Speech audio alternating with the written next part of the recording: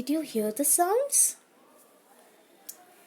All these insects are making these sounds. But do we understand what are they trying to talk? What are they telling each other?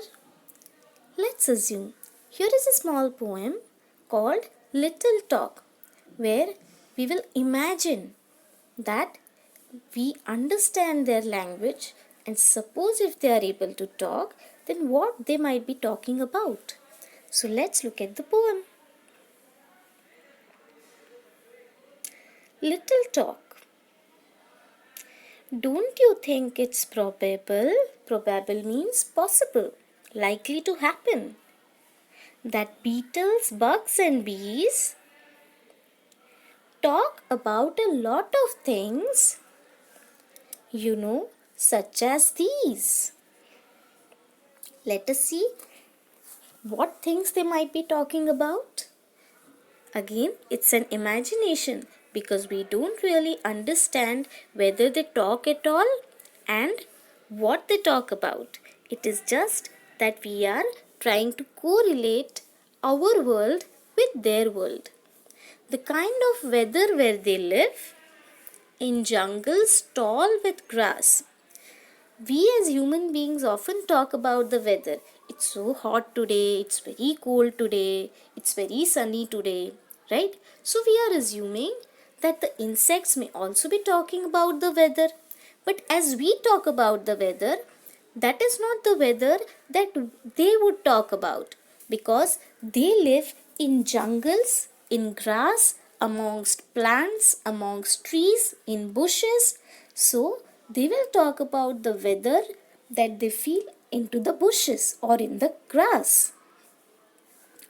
And earthquakes in their villages whenever people pass.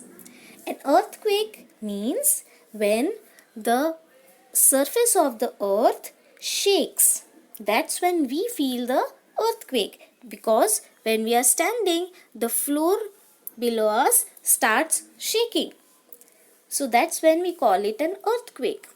But what would be the earth for an insect? Let's say for example, what would be a floor or earth for this ladybird beetle who's sitting on the leaf? In her case, an earthquake would be if somebody just goes and shakes up the leaf. Then it will feel like an earthquake. Similarly, other insects which are staying in the grass, whenever people are passing through that grass, they will feel as if their ground is shaking, as if it is an earthquake, right? Of course, we'll never know if bugs talk very much at all. Here the poet is saying that this is all our imagination. We will never come to know whether bugs talk or not, and what they talk about in case they do. So of course we'll never know if bugs talk very much at all. And why would be that so? Because our ears are far too big for talk that is so small.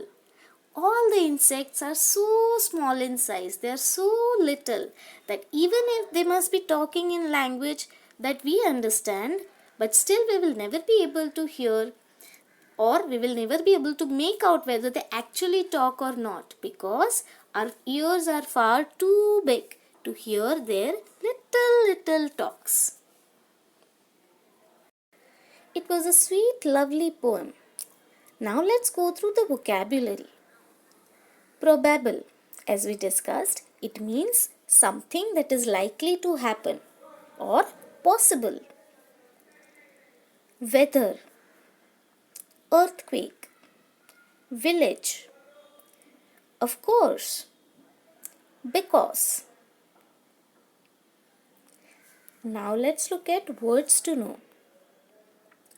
Probable means likely to happen. For example, it is probable that it may rain today. Earthquake means sudden shaking of the ground. For example, Gujarat suffered a huge earthquake in 2001. With this, we have reached the end of today's video. The tasks for the day are: write down the vocabulary thrice in the notebook and write down the words to know in the notebook.